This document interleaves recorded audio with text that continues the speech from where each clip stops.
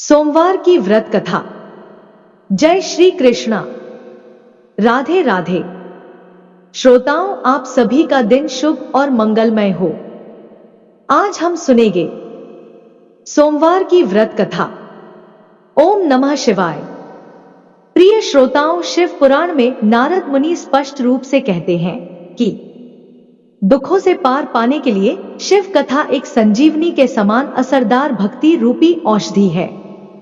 रोगी, निर्धन, निसंतान, अन्य सांसारिक दुखों से व्याकुल मनुष्य यदि प्रत्येक सोमवार को सोमवार व्रत कथा के साथ साथ द्वादश ज्योतिर्लिंग की कथा का श्रवण करता है तो धीरे धीरे करके उसके समस्त दुखों का अंत हो जाता है।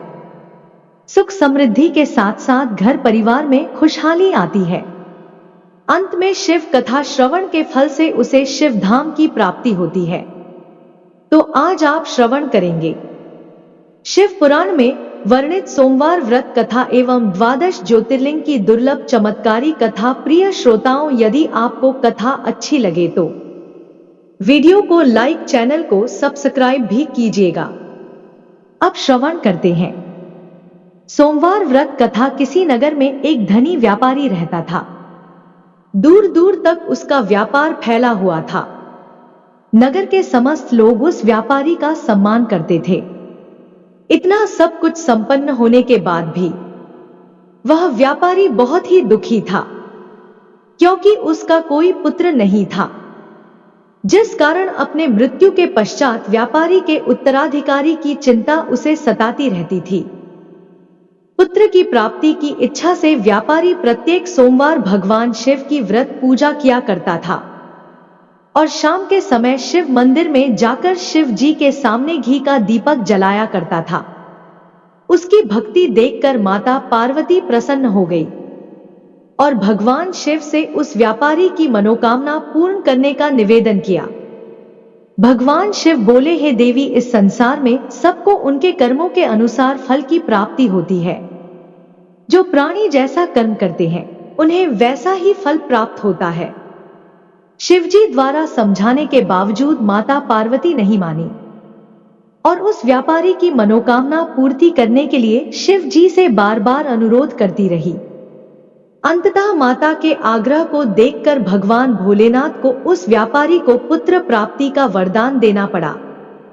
वरदान देने के पश्चात भोलेनाथ माता पार्वती से बोले कि हे उमा, हे देवी, आपके आग्रह पर मैंने पुत्र प्राप्ति का वरदान तो दे दिया, परंतु इस व्यापारी का पुत्र 16 वर्ष से अधिक समय तक जीवित नहीं रहेगा। उसी रात भगवान शिव उस व्यापारी के स्वप्न में आए और उसे पुत्र प्राप्ति का वरदान दिया और उसके पुत्र के 16 वर्ष तक जीवित रहने की भी बात बताई। भगवान के वरदान से व्यापारी को खुशी तो हुई, किंतु पुत्र की अल्प आयु की चिंता ने उसकी खुशी को नष्ट कर दिया। व्यापारी पहले की तरह सोमवार के दिन भगवान शिव का विधिवत व्रत करता रहा। कुछ महीनों के पश्चात उसके घर एक सुंदर बालक ने जन्म लिया। घर में खुशियां ही खुशियां भर गई। बहुत धूमधाम से पुत्र जन्म का समारोह मनाया गया, परंतु व्यापारी को पुत्र जन्म की अधिक प्रसन्नता ना हुई, क्योंकि उसे पुत्र की अल्प आयु के रहस्य का पता था। जब पुत्र 12 वर्ष का हुआ तो व्यापारी ने उसे उसके मामा के साथ पढ़ने के लिए वाराणसी भेज दिया। लड़का अपने मामा के साथ शिक्षा प्राप्ति हेतु चल दिया। रास्ते में जहां भी मामा भांजे विश्राम हेतु रुकते वहीं यज्ञ करते और ब्राह्मणों को भोजन कराते। लंबी यात्रा के बाद मामा भांजे एक नगर में पहुंचे। उस दिन नगर के राजा की कन्या का विवाह था, जिस कारण पूरे नगर को दुल्हन की तरह सजाया गया था। निश्चित समय पर बारात आ गई, लेकिन वर का पिता अपने बेटे के एक आंख से काना होने के कारण बहुत ही चिंतित था। उसे भय था कि इस बात का पता चलने पर कहीं राजा विवाह से इनकार ना कर दे, इससे उसकी बदनामी भी होगी। जब वर के पिता ने व्यापारी के पुत्र को देखा तो उसके मस्तिष्क में एक विचार आया। उसने सोचा, क्यों ना इस लड़के को दूल्हा बनाकर राजकुमारी से विवाह करा दूं। विवाह के बाद इसको धन देकर विदा कर दूंगा। और राजकुमारी को अपने नगर ले जाऊंगा। वर के पिता ने लड़के के मामा से इस संबंध में बात की। मामा ने धन मिलने के लालच में वर के पिता की बात स्वीकार कर ली। लड़के को दूल्हे का वस्त्र पहनाकर राजकुमारी से विवाह कर दिया गया। राजा ने बहुत सारा धन देकर राजकुमारी को विदा किया। शादी के बाद लड़का जब राजकुमारी के साथ लौट रहा था तो वह सच छुपा नहीं सका और उसने राजकुमारी की ओढ़नी पर लिख दिया कि राजकुमारी, तुम्हारा विवाह मेरे साथ हुआ था। मैं तो वाराणसी पढ़ने के लिए जा रहा हूं और अब तुम्हें जिस युवक की पत्नी बनना पड़ेगा वह कान्हा है। अब राजकुमारी ने अपनी ओढ़नी पर लिखा हुआ पढ़ा तो उसने कान्हा लड़के के साथ जाने से इनकार कर दिया। राजा को जब यह सब बात पता लगी तो उसने राजकुमारी को महल में ही रख लिया और इधर लड़के वाले अपमानित होकर बारात वापस लेकर अपने घर चले गए और साहूकार का लड़का अपने मामा के साथ वाराणसी पहुंच गया। गुरुकुल में पढ़ना आरंभ कर दिया। जब उसकी आयु 16 वर्ष की हुई तो उसने यज्ञ किया। यज्ञ के समाप्ति पर ब्राह्मणों को भोजन कराया और खूब अन्न वस्त्र दान दिए। रात को वह अपने शय कक्ष में सो गया। अब शिव जी के वरदान के अनुसार शय अवस्था में ही उसके प्राण पखेरु उड़ गए। अब देखिए, सूर्योदय पर मामा मृत भांजे को देखकर विलाप करने लगा, रोने पीटने लगा। आसपास के लोग भी एकत्रित होकर दुख प्रकट करने लगे। लड़के के मामा के रोने विलाप करने के स्वर समीप से गुजरते हुए भगवान शिव और माता पार्वती जी ने भी सुनी। माता पार्वती ने भगवान शिव से कहा, हे प्राणनाथ, मुझे इसके रोने के स्वर सहन नहीं हो रहे हैं। आप इस व्यक्ति के कष्ट को अवश्य दूर करिए प्रभु। भगवान शिव ने माता पार्वती के साथ अदृश्य रूप में समीप जाकर देखा तो भोलेनाथ माता पार्वती से बोले, हे देवी उमा, यह तो उसी व्यापारी का पुत्र है जिसे मैंने 16 वर्ष की आयु का वरदान दिया था। इसकी आयु अब पूरी हो गई है। माता पार्वती ने फिर भगवान शिव से निवेदन करके उस बालक को जीवित करने का आग्रह किया।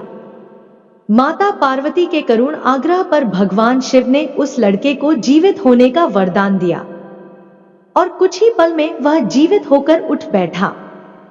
शिक्षा प्राप्त करके लड़का मामा के साथ अपने नगर की ओर चल दिए। दोनों चलते चलते उसी नगर में पहुंचे जहां उसका विवाह हुआ था। उसी नगर में भी यज्ञ का आयोजन किया। समीप से गुजरते हुए नगर के राजा ने यज्ञ का आयोजन देखा और उसने तुरंत ही लड़के और उसके मामा को पहचान लिया। यज्ञ समाप्त होने पर राजा मामा और लड़के को महल में ले आया और कुछ दिनों तक उन्हें महल में रखकर बहुत सारा धन वस्त्र आदि देकर राजकुमारी के साथ विदा कर दिया। इधर भूखे प्यासे रहकर व्यापारी और उसकी पत्नी बेटे की प्रतीक्षा कर रहे थे। उन्होंने प्रतिज्ञा कर रखी थी कि यदि उन्हें अपने बेटे की मृत्यु का समाचार मिला तो दोनों अपने प्राण त्याग देंगे। परंतु जैसे ही उसने अपने बेटे के जीवित वापस लौटने का समाचार सुना तो वह बहुत ही प्रसन्न हुआ। वह अपनी पत्नी और मित्रों के साथ नगर के द्वार पर पहुंचा। अपने बेटे के विवाह का समाचार सुनकर पुत्र बधू राजकुमारी को देखकर उसकी खुशी का तो ठिकाना ही ना रहा। उसी रात भगवान शिव ने व्यापारी के स्वप्न में आकर कहा, हे सृष्टि, मैंने तेरे सोमवार के व्रत करने और व्रत कथा सुनने से प्रसन्न होकर तेरे पुत्र को लंबी आयु प्रदान की है। पुत्र की लंबी आयु जानकर व्यापारी बहुत ही प्रसन्न हुआ। तो शिव भक्त होने तथा सोमवार व्रत कथा करने से व्यापारी की सभी मनोकामनाएं पूर्ण हो गई।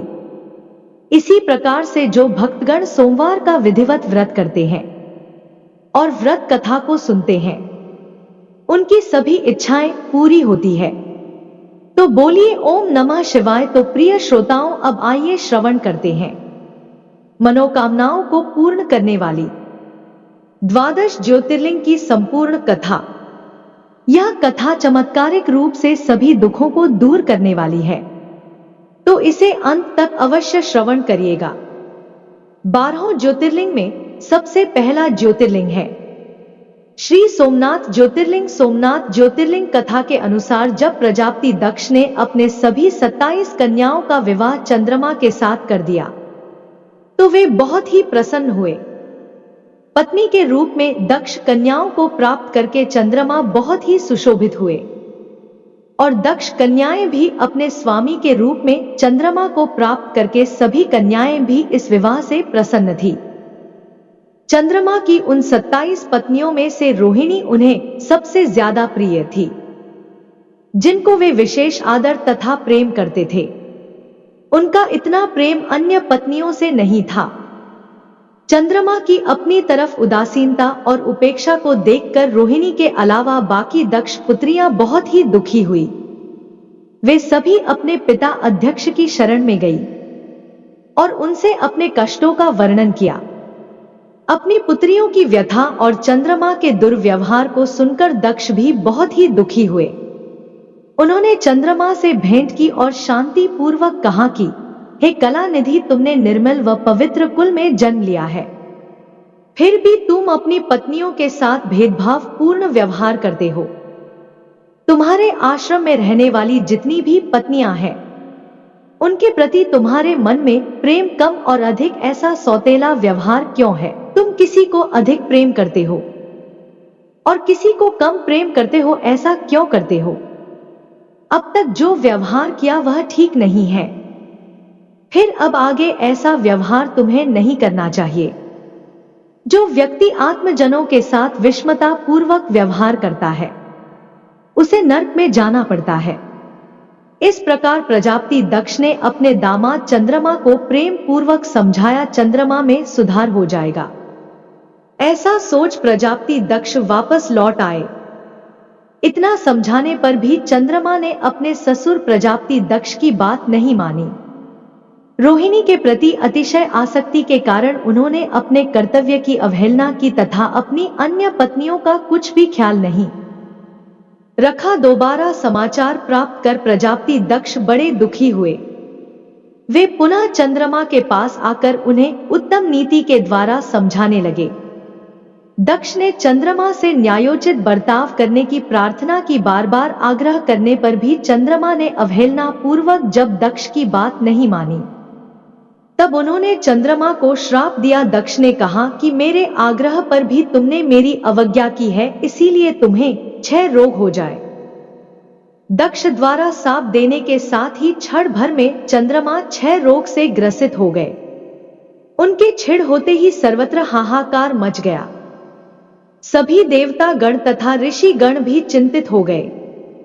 परेशान चंद्रमा ने अपनी अवस्था तथा उसके कारणों की सूचना इंद्र आदि देवताओं तथा ऋषियों को दी। उसके बाद उनकी सहायता के लिए इंद्र आदि देवता तथा वशिष्ठ आदि ऋषिगण ब्रह्मा जी की शरण में गए। ब्रह्मा जी ने उनसे कहा कि जो घटना हो गई उसे तो भुगतना ही है, क्योंकि दक्ष के निश्चय को नहीं जा सकता। उसके बाद ब्रह्मा जी ने उन देवताओं को एक उत्तम उपाय बताया। ब्रह्मा जी ने कहा कि चंद्रमा देवताओं के साथ कल्याण काक शुभ प्रभास क्षेत्र में चले जाएं। वहां पर विधि पूर्वक शुभ महामृत्युंजय मंत्र का अनुष्ठान करते हुए श्रद्धा पूर्वक भगवान शिव की आराधना करें। अपने सामने शिवलिंग की स्थापना करके प्रतिदिन कठिन तपस्या करें।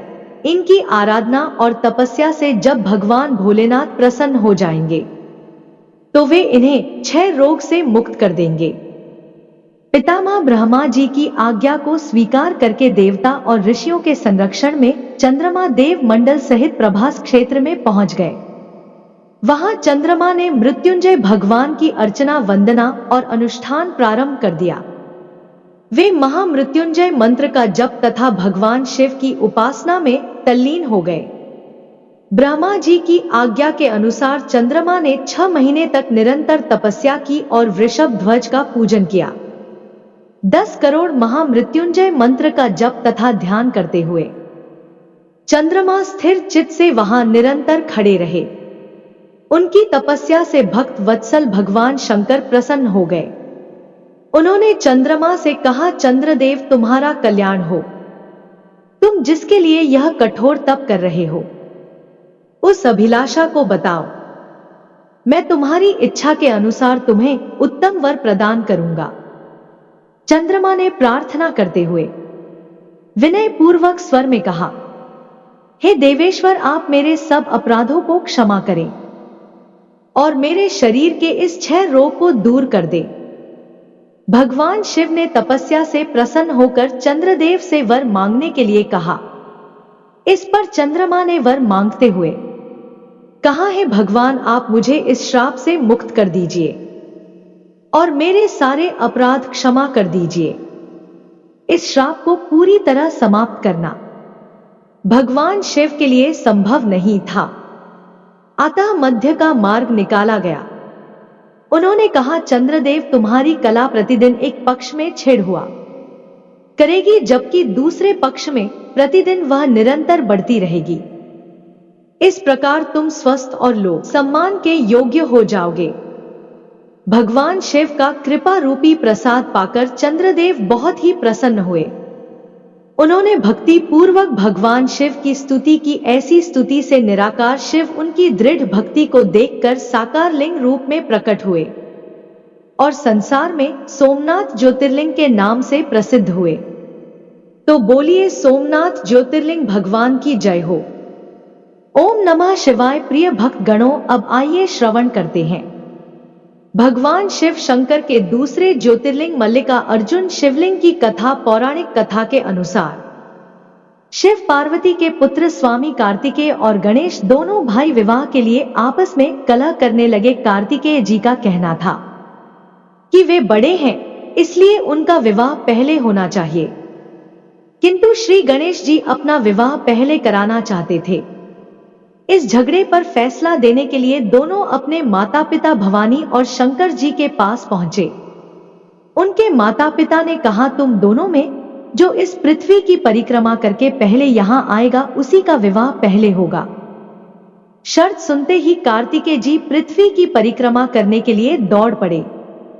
इधर स्थूलकाय श्री गणेश जी और उनका वाहन चूहा, भला इतनी शीघ्रता से वे परिक्रमा कैसे कर सकते थे।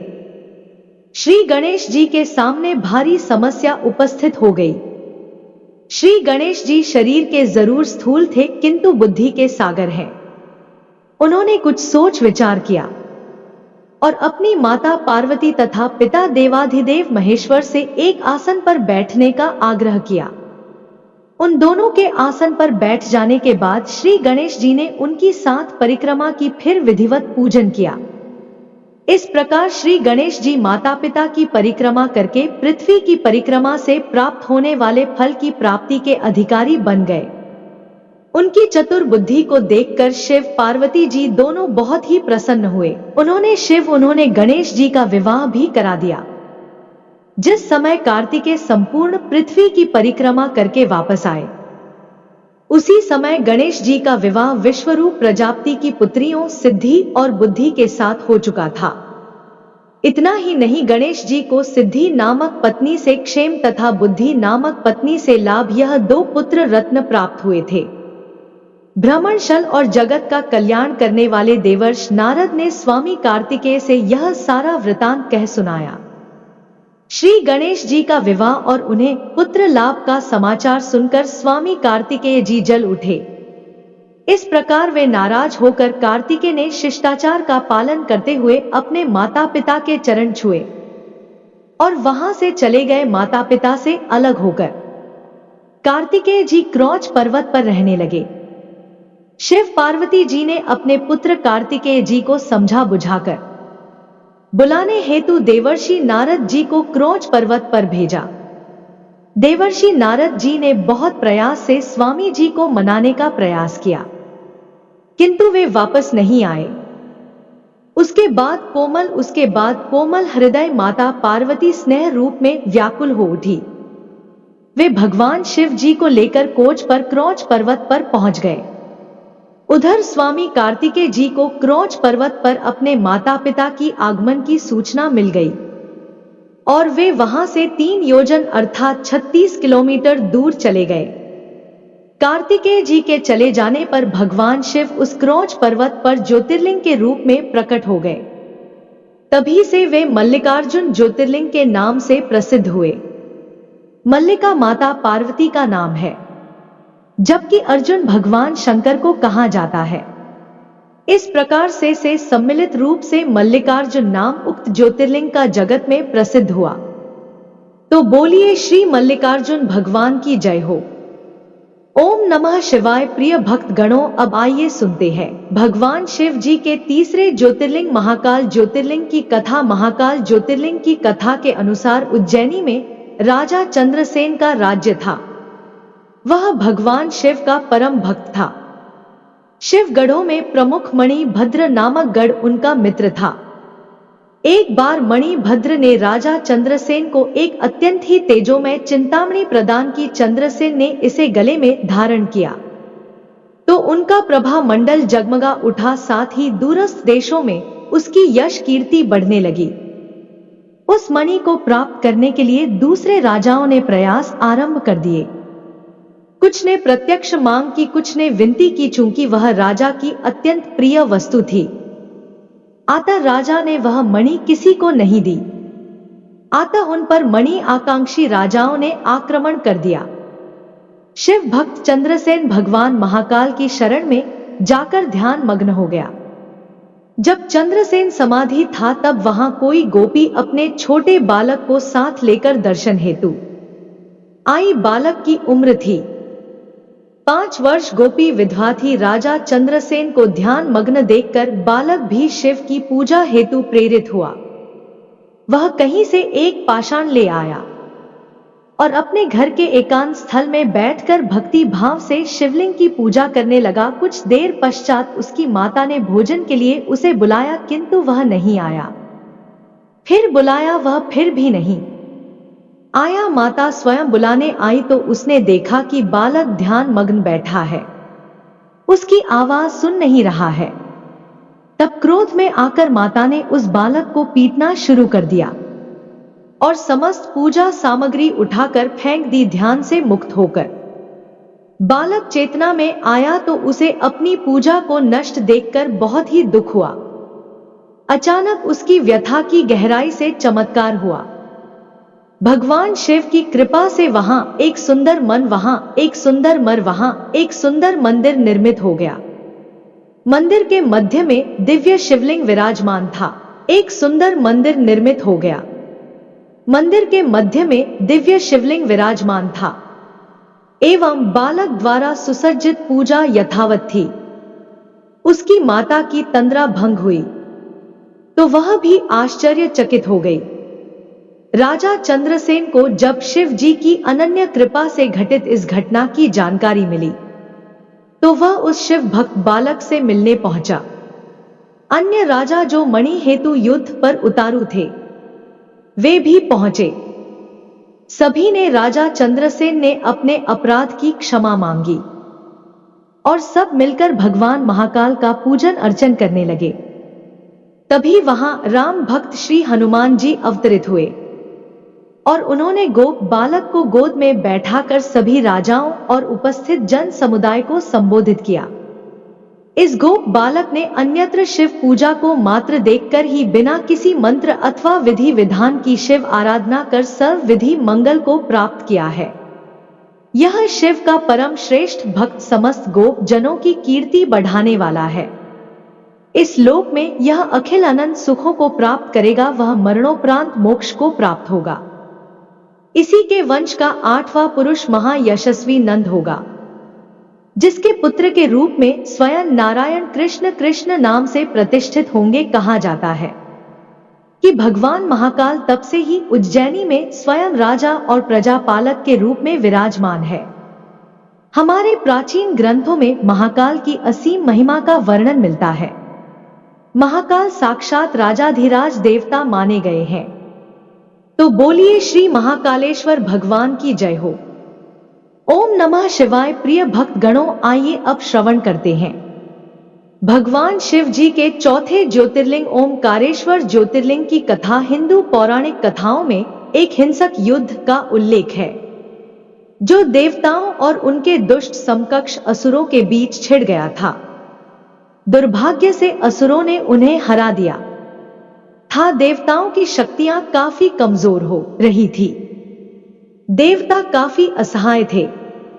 असुरों को हराने का कोई अन्य विकल्प न देखकर देवता ने भगवान शिव से प्रार्थना की। उनकी प्रार्थना से प्रसन्न होकर भगवान शिव ओंकारेश्वर के रूप में पृथ्वी पर प्रकट हुए। असुरों को हराया। एक अन्य किंवदंती कथा के अनुसार विंध्य पर्वत की कहानी है, जिसे एक बार ऋषि नारद जी ने उकसाया था, जिन्होंने उसे चिढ़ा था कि मेरु पर्वत अधिक महत्वपूर्ण है। बंद ने नारद जी को गलत साबित करने की ठानी और भगवान शिव को प्रसन्न करने के उद्देश्य से कठोर तपस्या शुरू कर दी।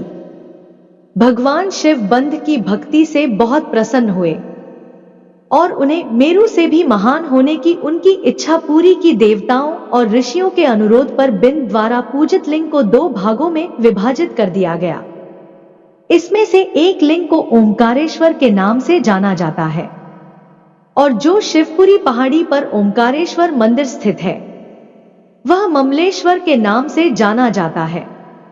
दूसरा लिंगम नर्मदा नदी के निकट तट पर स्थित है।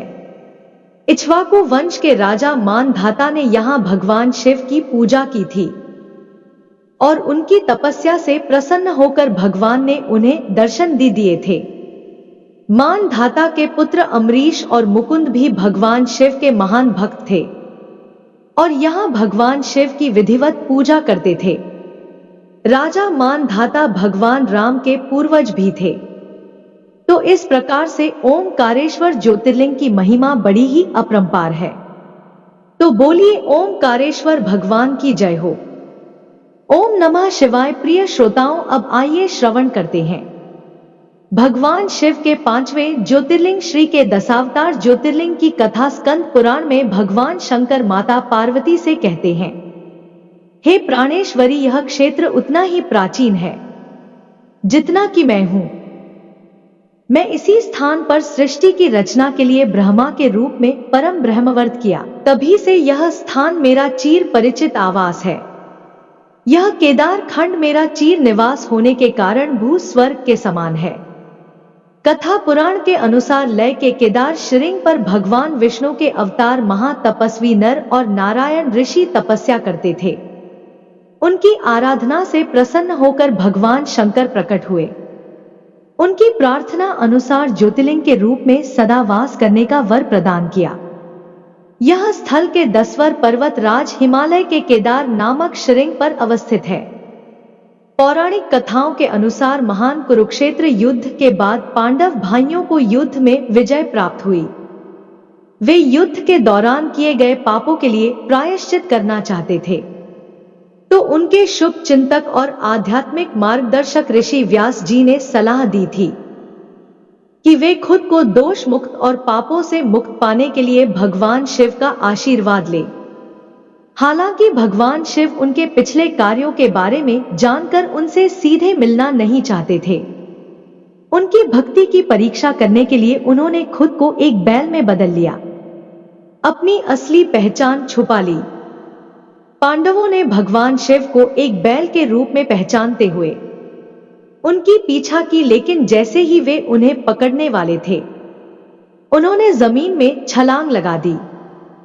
पांडवों ने जमीन खोदी और भगवान शिव के निशान का पीछा किया और वे भगवान के उत्तराखंड के हिमालय क्षेत्र में स्थित वर्तमान केदारनाथ पहुंच गए। वहां पर उन्होंने बैल के कूबड़ को जमीन से निकलते देखा, जो भगवान शिव की उपस्थिति का प्रतीक था। भगवान शंकर पांडवों की भक्ति दृढ़ संकल्प देखकर प्रसन्न हुए। उन्होंने तत्काल दर्शन देकर पांडवों को पाप मुक्त कर दिया। फिर उसी समय से भगवान शंकर बैल की पीठ की आकृति पिंड के रूप में श्री केदार स्वर के रूप में पूजे जाते हैं। तो बोलिए श्री केदार स्वर भगवान की जय हो। ओम नमः शिवाय। प्रिय श्रोताओं, अब आइए श्रवण करते हैं भगवान शिव शंकर के छठे ज्योतिर्लिंग श्री भीम शंकर ज्योतिर्लिंग की कथा। महिमा भीम शंकर ज्योतिर्लिंग का वर्णन शिव पुराण में मिलता है। शिव पुराण में कहा गया है, पुराने समय में भीम नामक एक राक्षस था। वह राक्षस कुंभकर्ण का पुत्र था, परंतु उसका जन्म ठीक उसके पिता के मृत्यु के बाद हुआ।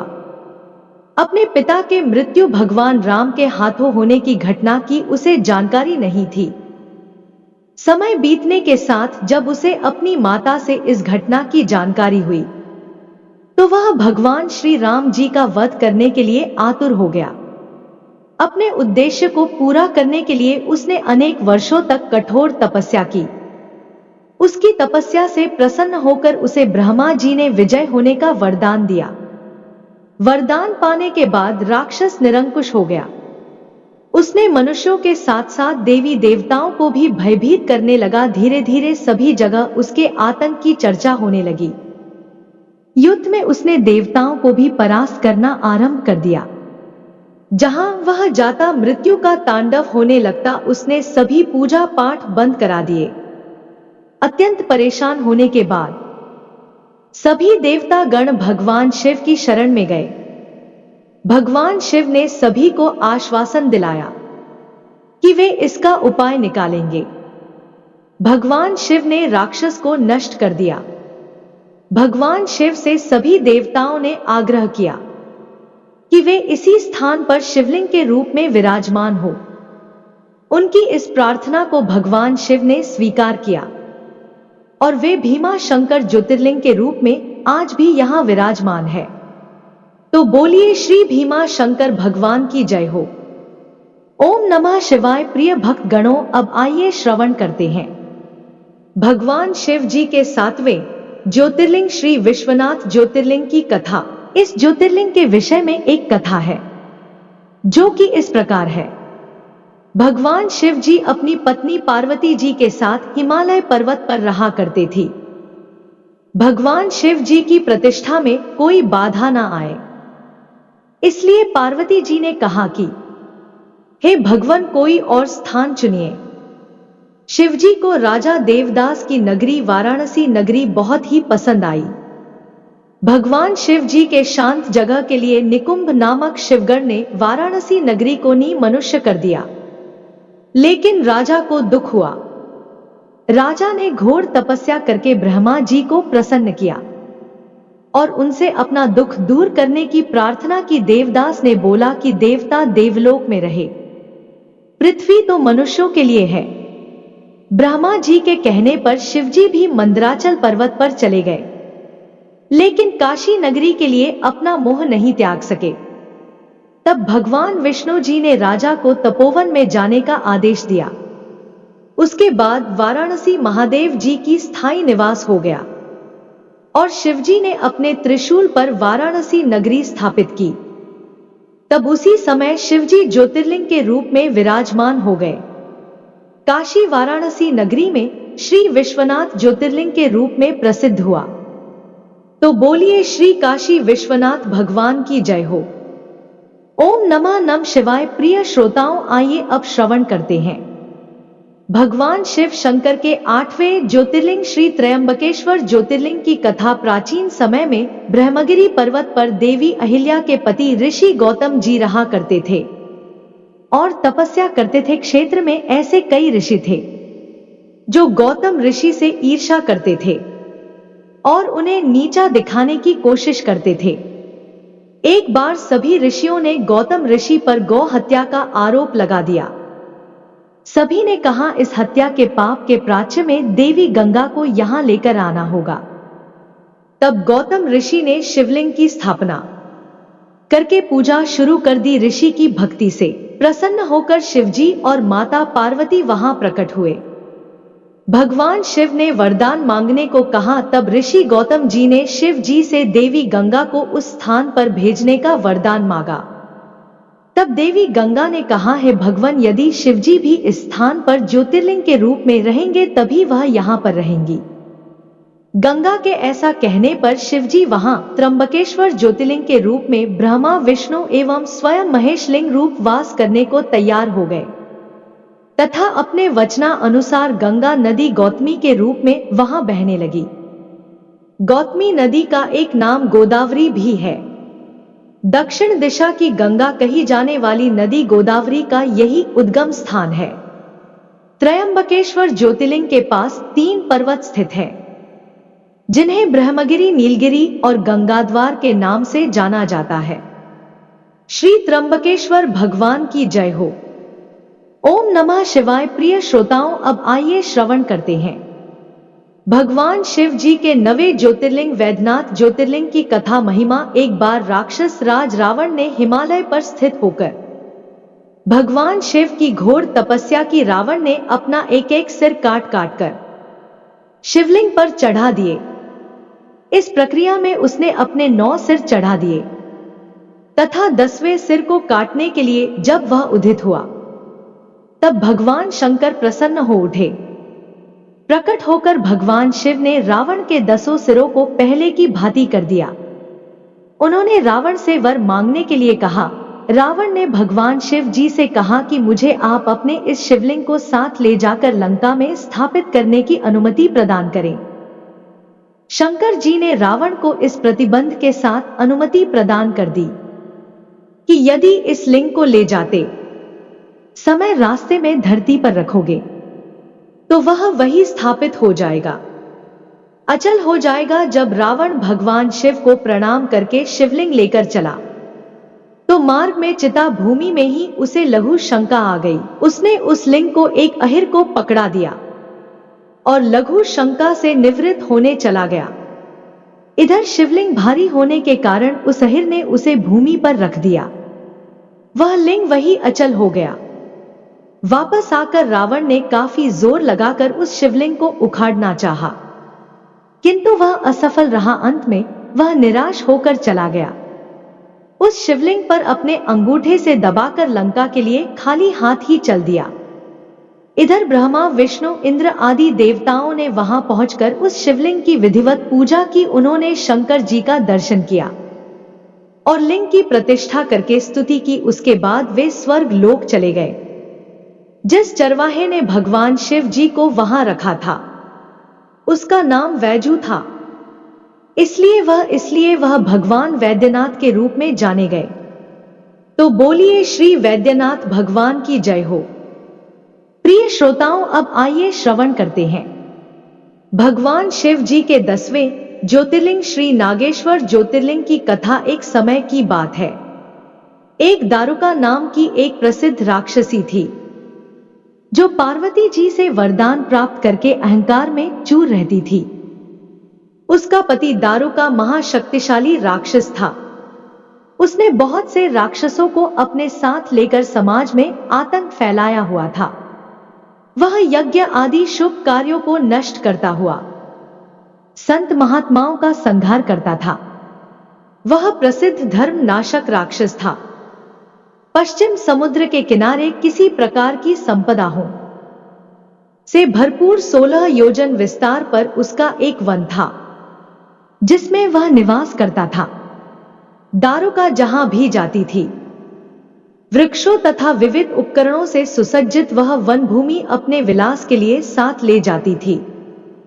महादेवी पार्वती जी ने उस वन की देखभाल का दायित्व दारुका को ही सौंपा था, जो उनके वरदान के प्रभाव से उनके ही पास रहता था। उससे पीड़ित आम जनता ने महर्षि के पास जाकर अपना कष्ट सुनाया। शरणागत की रक्षा का धर्म पालन करते हुए महर्षि और बने राक्षस को श्राप दे दिया। उन्होंने कहा कि जो राक्षस इस पृथ्वी पर प्राणियों की हिंसा और यज्ञों का विनाश करेगा, उसी समय वह अपने प्राणों से हाथ धो बैठेगा। महर्षि और द्वारा दिए गए श्राप की सूचना जब देवताओं को मालूम हुई, तब उन्होंने दुराचारी राक्षसों पर चढ़ाई कर दी। राक्षसों पर भारी संकट आ पड़ा। यदि वे युद्ध में देवताओं को मारते हैं तो श्राप के कारण स्वयं मर जाएंगे, और यदि उन्हें नहीं मारते हैं तो पराजित होकर स्वयं भूखों मर जाएंगे। उस समय दारुका ने राक्षसों को सहारा दिया और भवानी के वरदान का प्रयोग करते हुए वह संपूर्ण वन को लेकर समुद्र में जा बसी। इस प्रकार राक्षसों ने धरती को छोड़ दिया और निर्भयता पूर्वक समुद्र में निवास करते हुए वहां प्राणियों को सताने लगे। एक बार धर्मात्मा और सदाचारी सुप्रियतेई था, जो वहां नौका पर सवार होकर समुद्र में जल मार्ग से कहीं जा रहा था। उसी समय दारुक नामक एक भयंकर बलशाली राक्षस ने उस पर आक्रमण कर दिया। राक्षस दारुक ने सभी लोगों सहित सुप्रिया को अपहरण कर लिया, अपनी पूरी में ले जाकर उसे बंदी बना दिया, जो कि सुप्रिया शिव जी का अनन्य भक्त थे। इसीलिए वह हमेशा शिव जी की आराधना में तन्मय से लगे रहते थे। कारागार में भी उनकी आराधना बंद नहीं हुई और उन्होंने अपने अन्य साथियों को भी शिव जी की आराधना करने के प्रति जागरूक कर दिया। वे सभी शिव भक्त बन गए। कारागार में शिव भक्ति का ही बोलबाला हो गया। जब इसकी सूचना राक्षस दारू को मिली तो वह क्रोध में उबल उठा। उसने देखा कि कारागार में सुप्रियानंद करके मेरे विरुद्ध कौन सा षड्यंत्र रच रहा है। वह जोर जोर से चिल्लाता हुआ धमका रहा था। इसका उस पर कुछ प्रभाव ना पड़ा। घमंडी राक्षस दारुक ने अपने अनुचर को आदेश दिया कि इस शिव भक्त को मार डालो। अपने हत्या के भय से भी सुप्रिया डरे नहीं और वह भयहारी संकट मोचन भगवान शिव को पुकारने लगे। कहने लगे, हे देव, आप ही हमारे सर्वस्व है, आप ही मेरे जीवन और प्राण है। इस प्रकार की प्रार्थना को सुनकर भगवान शिव एक बिल से प्रकट हुए। उनके साथ ही 4 दरवाजों का एक सुंदर मंदिर प्रकट हुआ। उस मंदिर के मध्य भाग में गर्भगृह में एक दिव्य ज्योतिर्लिंग प्रकाशित हो रहा था तथा शिव परिवार के सभी सदस्य भी उनके साथ विद्यमान थे। वैश्य सुप्रिया ने शिव परिवार सहित उस ज्योतिर्लिंग का दर्शन और पूजन किया। सुप्रियानंद भगवान शिव ने स्वयं पाशुपतास्त्र लेकर प्रमुख राक्षसों को व उनके अनुचर को तथा उनके सारे संसाधनों अस्त्र शस्त्र को नष्ट कर दिया। लीला करने के लिए स्वयं शरीर धारण करने वाले भगवान शिव ने अपने भक्त सुप्रिया आदि की रक्षा करने के बाद उस वन को भी वर दिया कि आज से इस वन में ब्राह्मण, क्षत्रिय, वैश्य तथा शूद्र इन चारों वर्णों के धर्मों का पालन किया जाएगा। इस वन में शिव धर्म के प्रचारक श्रेष्ठ ऋषि मुनि निवास करेंगे और यहाँ तामसिक दुष्ट राक्षसों के लिए कोई स्थान नहीं होगा। राक्षसों पर आए इसी भारी संकट को देखकर राक्षसी दारुका ने दीन भाव से देवी पार्वती की स्तुति की। उनकी प्रार्थना से प्रसन्न माता पार्वती ने पूछा, बताओ मैं तेरा कौन सा प्रिय कार्य करूं? दारुका ने कहा, मां, आप मेरे कुल की रक्षा करें। पार्वती जी ने उसके कुल की रक्षा का आश्वासन देते हुए भगवान शिव से कहा, नाथ, आपकी कही हुई बात इस युग के अंत में सत्य होगी, तब तक यहां तामसिक सृष्टि भी चलती रहे, ऐसा मेरा विचार है। माता पार्वती शिव से आग्रह करती हुई बोली कि मैं भी आपके आश्रय में रहने वाली हूं, आपकी ही हूं, इसलिए मेरे द्वारा दिए गए वचन को भी आप प्रमाणित करें। यह राक्षसी तारुका राक्षस में वलिर ही शक्ति तथा देवी है, इसीलिए यह राक्षसों के राज्य का शासन करेगी। यह राक्षसों की पत्नियां अपने राक्षस पुत्रों को पैदा करेंगी, जो मिलजुल कर इस वन में निवास करेंगे, ऐसा मेरा विचार है। माता पार्वती के उक्त प्रकार के आग्रह को सुनकर भगवान शिव जी ने उनसे कहा, प्रिय, तुम भी बात सुनो। मैं भक्तों का पालन तथा उनकी रक्षा के लिए प्रसन्न पूर्वक इस वन में निवास करूंगा। जो मनुष्य वर्णाश्रम धर्म का पालन करते हुए सदा भक्ति पूर्वक मेरा दर्शन करेगा, वह चक्रवर्ती राजा बनेगा। कलयुग के अंत में तथा सतयुग के प्रारंभ में महासेन का पुत्र वीरसेन राजाओं का महाराज होगा। यह मेरा परम भक्त तथा महापराक्रमी होगा। जब वह इस वन में आकर मेरा दर्शन करेगा, उसके बाद वह चक्रवर्ती सम्राट हो जाएगा। तत्पश्चात बड़ी बड़ी लीलाएं करने वाला शिव दंपति ने आपस में हास विलास की बातें की और वहीं पर स्थित हो गए। इस प्रकार शिव भक्तों के प्रिय ज्योतिर्लिंग स्वरूप भगवान शिव नागेश्वर कहलाए और पार्वती देवी भी नागेश्वरी के नाम से विख्यात हुई। इस प्रकार शिव ज्योतिर्लिंग के रूप में प्रकट हुए। जो तीनों लोकों की कामनाओं को पूर्ण करते हैं। तो बोलिए श्री नागेश्वर भगवान की जय हो। ओम नमः शिवाय। प्रिय श्रोताओं, अब आइए श्रवण करते हैं भगवान शिव जी के 11वें ज्योतिर्लिंग रामेश्वर ज्योतिर्लिंग की कथा। इस ज्योतिर्लिंग की स्थापना मर्यादा पुरुषोत्तम भगवान श्री रामचंद्र जी ने किया था।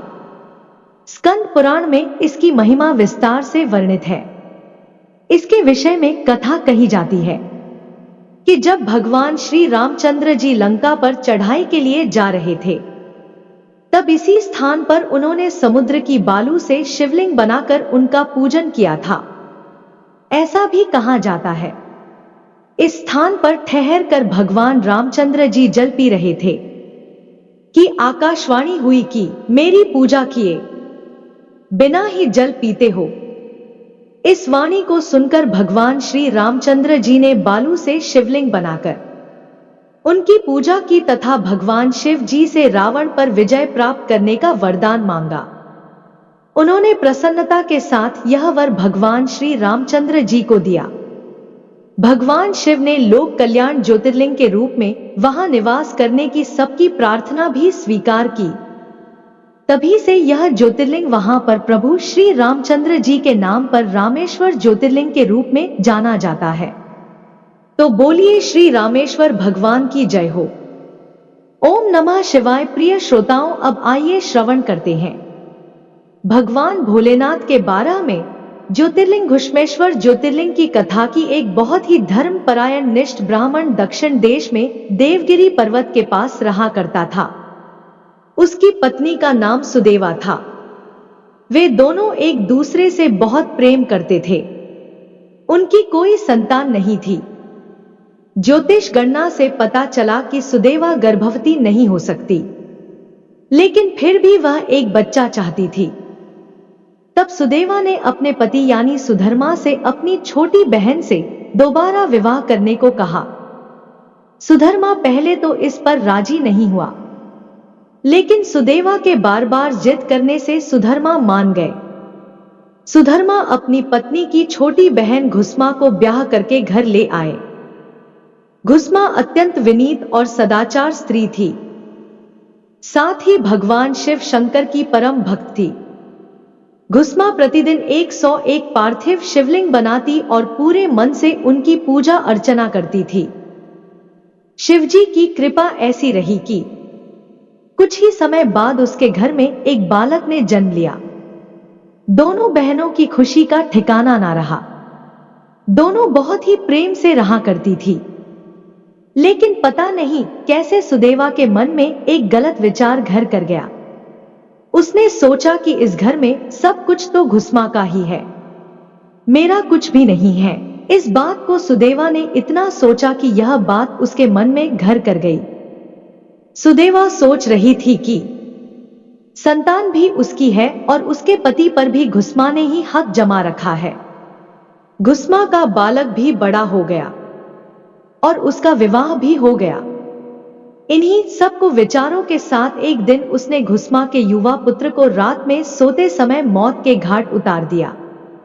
वहीं उसके शव को तालाब में फेंक दिया। यह वही तालाब था जहां घुस्मा पार्थिव शिवलिंग को विसर्जित किया करती थी। जब सुबह हुई तो पूरे घर में कोहराम मच गया। घुस्मा और उसकी बहू फूट फूट कर रोने लगे, लेकिन घुस्मा ने शिव में अपनी आस्था नहीं छोड़ी। उसने हर दिन की तरह इस दिन भी शिव जी की भक्ति की पूजा समाप्त होने के बाद जब वह पार्थिव शिवलिंग को विसर्जित करने के लिए तालाब पर गई, तो उसका बेटा तालाब के अंदर से निकलकर आता हुआ दिखाई पड़ा। बाहर आकर वो हमेशा की तरह घुस्मा के चरणों पर गिर पड़ा। ऐसा लग रहा था कि वह कहीं से घूम कर आ रहा हो। तभी शिव जी प्रकट हुए। उन्होंने घुस्मा से वर मांगने को कहा, लेकिन शिव जी सुदेवा की इस क्रूरता से बेहद क्रोधित थे और वह अपने त्रिशूल से सुदेवा का गला काटने के लिए उद्धृत थे। लेकिन घुस्मा ने शिव जी से हाथ जोड़कर विनती की कि वो उनकी बहन को क्षमा कर दे जो जघन्य पाप किया है। लेकिन शिवजी की दया से ही उसे उसका पुत्र वापस मिला है। अब सुदेवा को भगवान शिव ने क्षमा कर दिया। घुस्मा ने शिव जी से प्रार्थना की कि लोक कल्याण के लिए वह इसी स्थान पर हमेशा के लिए निवास करें। शिवजी ने घुस्मा की दोनों बातें मान ली और ज्योतिर्लिंग के रूप में प्रकट होकर वहीं निवास करने लगे। शिव भक्त घुस्मा के आराध्य होने के कारण ही इनका नाम घुश्मेश्वर महादेव पड़ा। इन्हें घुमेश्वर महादेव के नाम से भी माना जाता है। तो बोलिए घुश्मेश्वर महादेव जी की जय हो।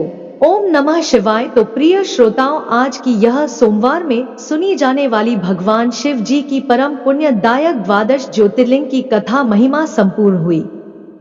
उम्मीद करती हूँ आपको यह कथाएं बहुत ही पसंद आई होंगी। तो एक बार भगवान शिव जी के नाम पर कमेंट में ओम नमः शिवाय हर हर महादेव जरूर लिख दीजिए और वीडियो को लाइक करके चैनल को यदि आपने सब्सक्राइब नहीं किया है तो सब्सक्राइब कर लीजिए। भगवान शिव जी की कृपा सदा सर्वदा आप और आपके परिवार पर बनी रहे। आशा करती हूं कि आपको कहानी पसंद आई होगी। जय श्री कृष्णा। राधे राधे। आपका दिन शुभ और मंगलमय हो।